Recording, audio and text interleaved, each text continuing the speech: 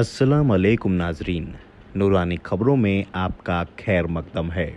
नाजरीन, हिंदुस्तान की सरजमी पर बहुत से औलिया इकराम और बुजुर्गान दीन आराम फरमा हैं, जिनमें ख्वाजा गरीब नवाज, आला हज़रत रहमतुल्लाह अलैह, शरफुद्दीन तुर्क पानीपती आदि हैं।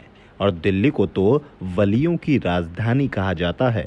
यहाँ पर महबूब इलाही निज़ामुद्दीन औलिया ख्वाजा कुतुबुद्दीन बख्तियार काकी रहमतुल्लाह अलैह हैं, जिन्हें सारी दुनिया जानती है। पर इसके अलावा भी बहुत बड़ी तादाद में बुजुर्गान दीन यहाँ आराम फरमा हैं, जिनकी दरगाहों पर आज भी जुमेरात को भीड़ देखकर आप अंदाज़ा लगा सकते हो कि आज भी लोग इन्हें कितनी तवज्जो देते हैं। आज भी बड़ी तादाद में लोग यहाँ हाजिरी लगाने आते हैं और फैज़ हासिल करते हैं। कुछ दरगाहें तो आज के वक्त में बिल्कुल गैर मुस्लिम इलाकों में हैं, जहाँ पर मुस्लिम नाम मात्र के ही हैं। और आज वो इलाका बड़ा पॉश और बड़े लोगों की रिहाइश का माना जाता है। और आजकल मुस्लिमों से ज़्यादा गैर मुस्लिम इन दरगाहों पर ज़ियारत के लिए आते हैं। इसका कोई तो कारण ज़रूर होगा। आज हम आपको ऐसी ही दरगाह की ज़ियारत करवाएंगे और इस दरगाह की खासियत भी बताएंगे, जिसे सुनकर दिल्ली के रहने वाले लोग एक बार ज़रूर इस दरगाह की ज़ियारत करने की सोचेंगे।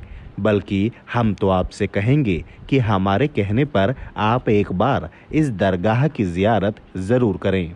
इस दरगाह को लोग प्रेमवाड़ी वाले पीर या प्रेमवाड़ी वाले बाबा के नाम से जानते हैं, और कुछ लोग इस दरगाह को मामा भांजी की दरगाह भी कहते हैं। यहाँ जुमेरात को लोगों की भीड़ देखकर आप इस दरगाह की अहमियत का अंदाज़ा लगा सकते हैं।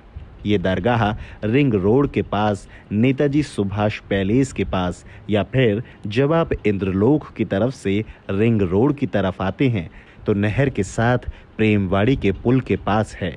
आज भी आसपास के गांव के लोग, जिनमें रामपुरा, वजीरपुर, पीतमपुरा, सिगलपुर, हैदरपुर, शालीमार बाग, शकूरपुर आदि बहुत से गांव हैं, जहां के लोग आज भी अपने हर त्योहार जैसे होली और दिवाली को यहां पर हाजिरी लगाने आते हैं। पहले तो ये लोग गुड़ की भेली लेकर आते थे, पर अब लड्डू आदि लेकर यहाँ पहुँचते हैं। और अगर परिवार में किसी की शादी होती है या कोई बच्चा होता है तो सबसे पहले पीर बाबा या सैयद बाबा का आशीर्वाद लेने ज़रूर आते हैं। ये लोग गैर मुस्लिम हैं। अस्सलाम वालेकुम दोस्तों, सबसे पहली बात तो ये है, जो मैं आपको ये वाक़या बता रहा हूँ ये कोई कहानी नहीं है, ये बिल्कुल हकीकत है और ये मेरी अपना साथ बीता हुआ हकीकत है। तो मैं आपको बता रहा हूँ, ये बात है 1984 की, आज से 36 साल पहले। मैं 10th क्लास में था, पढ़ाई में बहुत कमज़ोर था, बोर्ड के पेपर थे, तो मेरा मन नहीं था पेपर देने का। मैंने अपनी मदर से कहा कि मैं नहीं पढ़ूँगा, क्योंकि मुझे पता था फेल होना है और मेरा कोई नौकरी लगा दो या कोई काम करा दो। तो हमारी मदर ने कहा कि एक काम कर, बेशक कोई बात नहीं, नहीं पढ़ना मत पढ़, अब एग्ज़ाम है तो एग्ज़ाम दे आ और एक बारी ना वहाँ पे दरगाह पे चला जा। पैमाड़ी वाले बाबा बोलते थे साहब, या सैयद बोलते थे कि पैमाड़ी वाले पीर पे चला जा, वहाँ दुआ करके आना, फिर उसके बाद कोई बात नहीं, मत पढ़ियो अगर फेल हो गया तो मैं ज़िंदगी में पहली बार वहाँ पे गया। इतनी समझ में नहीं थी कैसे दुआ मांगते हैं, क्या करते हैं। तो मैंने, क्योंकि मैं सब दोस्तों में सबसे कमज़ोर था पढ़ाई में, और मैं जैसे कैसे दुआ मांग के आया। और जब 10वीं का रिज़ल्ट आया तो अल्लाह का इतना रहम हुआ कि मैं पास हो गया। और वो दिन का दिन है, आज तक आप सोच नहीं पाओगे कि मैंने कितनी डिग्रियां ली हैं। मैंने ग्रेजुएशन की, LLB की और बहुत से कोर्स किए, और अल्लाह का शुक्र है कि उन्होंने जो मैंने दुआ मांगी थी मेरी पूरी हुई। और मैंने बहुत बार वहाँ आजमा के देखा, बहुत बार मैं गया हूँ, ऐसी ऐसी चीज़ मैंने आजमाई है कि मैं आपको बता नहीं सकता। जब मैं वहाँ पे रेगुलर जाता था तो मैंने एक आदमी को वहाँ पे देखा जिसके बेचारे के हाथ पैर ख़राब थे, वो ऑटो के अंदर आता था। तो मैं भी दरगाह पे 2-3 घंटे बैठ के टाइम देता था। तो मैंने उससे एक दिन बात की कि भाई क्या करते हो तुम? उसने बताया कि मेरा गेट ग्रिल का वेल्डिंग का काम है। तो मैं कहा भाई आप ऑटो में आते हो? कह रहे हाँ, मैं जुमेरात को कोई काम नहीं करता और मैं जितने भी बुजुर्गान दीन हैं उनकी सब की दरगाहों पे हाज़िरी लगाता हूँ। और जो है अभी निज़ामुद्दीन गया हूँ, मेहरौली शरीफ गया हूँ, वहाँ से घूम के अब शाम के टाइम में यहाँ आया हूँ। और मैं कहा भाई काम धंधा? कह रहा अल्लाह का शुक्र है काम धंधा बड़ा अच्छा चल रहा है। मैं कहा यार इसके हाथ पैर नहीं है, अपाहिज है, कोई इसके पास साधन नहीं है, ऑटो के अंदर ये बेचारा जाता है और सब कुछ करता है, इतना हुआ। तो मैंने भी सोचा यार मैं भी अपनी ज़िंदगी में ये बनाता हूँ कि जुमेरात को किसी न किसी औलिया इकराम की दरगाह पे, बुजुर्गान दीन की दरगाह पे जाऊँगा। तो तकरीबन 10-15 साल से मैंने ये सिलसिला बना रखा है कि जुमेरात को मैं कहीं ना कहीं ज़रूर जाता हूँ। और अब तो ऐसा हो गया है कि बाबा ने हुक्म किया कि कलियर शरीफ साबिर पाक रहमतुल्लाह की दरगाह पे उनका इतना करम है कि वो हर महीने बुला लेते हैं हमें। लोग तरसते हैं वहाँ जाने के लिए, महीने में 2-2 बार हमारे चक्कर लगते हैं। और बड़ा उनका करम है कि वहाँ हमारी हाज़िरी लगती है। और अल्लाह का इतना करम है कि आज की डेट में वकालत मैंने की, प्रॉपर्टी का काम किया, और अल्लाह के शुक्र है कि किसी चीज़ की कोई कमी नहीं है। अगर आज से 30 साल पहले का इतिहास उठा के देखो और आज का देखो तो इतनी हमारी औकात नहीं थी कि जितना अल्लाह पाक ने हमें दिया है। हम पूरी ज़िंदगी शुक्रगुजार हैं अल्लाह ताला के कि उन्होंने हमें नवाजा। और यही दुआ करते हैं कि अल्लाह पाक हमारे इस दौलत को अच्छे काम में खर्च कराए।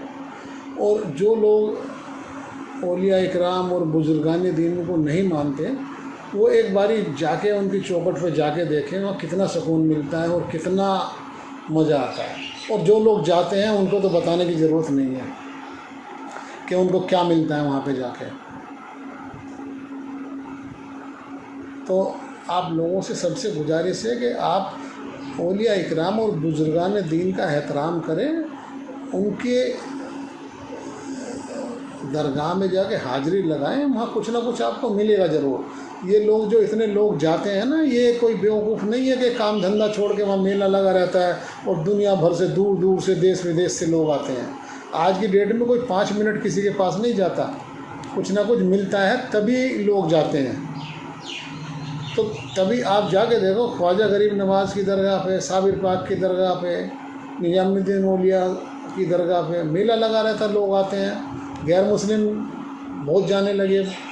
ये वही गैर मुस्लिम है ना जो मुसलमानों को आतंकवादी कहते हैं और सब कुछ कहते हैं, लेकिन वहाँ जाके उनके पैर छूते हैं, उनके कदमों में सर झुकाते हैं। तो कोई ना कोई तो इनकी खूबी है ना, इनकी हस्ती है। जो बड़े से बड़ा आदमी और बड़े से बड़ा जो ना मानने वाला है वो भी जाके वहाँ सर झुकाता है। तो भाई यही है कि आप इन दरगाहों की ज़ियारत करें, उनसे फैज़ हासिल करें। अल्लाह हाफिज़। पर कुछ तो इनको इन दरगाहों से फैज़ मिलता होगा जो कई पीढ़ियों से इन लोगों की परंपरा चली आ रही है, जो आज तक ये लोग परिवार सहित यहाँ आते हैं। ये इन बुजुर्गाने दीनों की बदौलत ही है कि आज भी हिंदू और मुस्लिम के बीच इतना प्यार बना हुआ है।